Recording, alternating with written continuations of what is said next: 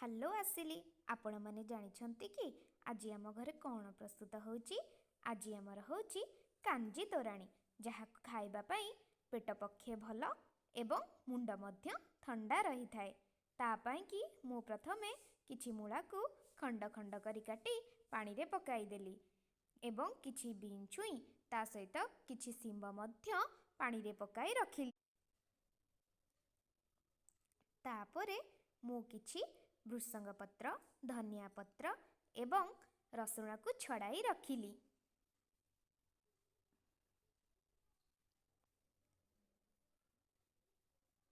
ଚୁଲି ଲଗାଇ ଚୁଲିରେ ପ୍ରଥମେ ଗୋଟେ ହାଣ୍ଡି ବସାଇଲି।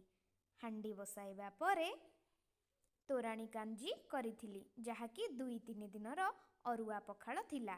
ତାକୁ ସେ ହାଣ୍ଡିରେ ଅଜାଡ଼ି ତାପରେ ସମସ୍ତ ପରିବା ଯଥା ମୂଳା, ଶିମ୍ବ, ବିନ୍ ଛୁଇଁ ଇତ୍ୟାଦିକୁ ତା ଦେହରେ ପକାଇଲି ଏବଂ ସ୍ୱାଦ ଅନୁସାରେ ଲୁଣ, ହଳଦୀ ଗୁଣ୍ଡ ମଧ୍ୟ ଦେଲି। ତାପରେ ତାକୁ କିଛି ସମୟ ଘୋଡ଼ାଇ ରଖିଲି, ଯାହାଫଳରେ ଆମେ ପକାଇଥିବା ସମସ୍ତ ପରିବା ସିଝିଯିବ। ଛୁଙ୍କ ଦେବା ପାଇଁ ସୋରିଷ ତେଲ, ପଞ୍ଚ ଫୁଟଣ, ଶୁଖିଲା ଲଙ୍କା, ରସୁଣ ଇତ୍ୟାଦିକୁ କିଛି ସମୟ ଭାଜିଲି। ତାପରେ କାଞ୍ଜି ଛୁଙ୍କ ଦେଲି। ଆହା, ଛୁଙ୍କର ବାସ୍ନା ଖାଲି ନାକରେ ବାଜୁଥାଏ। ତାପରେ ଚିଲି କୋବି କରି ରଖିଥିଲି, ଯାହାକୁ କି ଧନିଆ ପତ୍ର ସହିତ ସଜାଇ ଦେଇଥିଲି। ଆପଣଙ୍କୁ ଯଦି ଚିଲି କୋବିର ରେସିପି ଦରକାର ତାହେଲେ ଆପଣ ମୋତେ କମେଣ୍ଟ ବକ୍ସରେ ଜଣାଇବେ।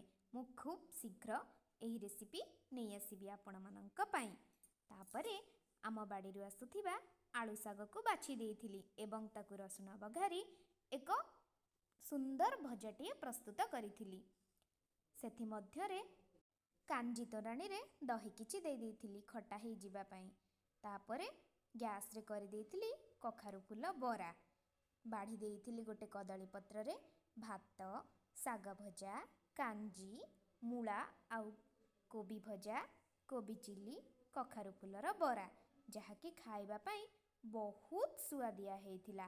ଆପଣମାନଙ୍କୁ ଯଦି ଏହି ଭିଡ଼ିଓଟି ଭଲ ଲାଗେ ତାହେଲେ ନିଶ୍ଚିନ୍ତ କମେଣ୍ଟ କରିବେ, ସେୟାର କରିବେ ଏବଂ ମୋ ଚ୍ୟାନେଲ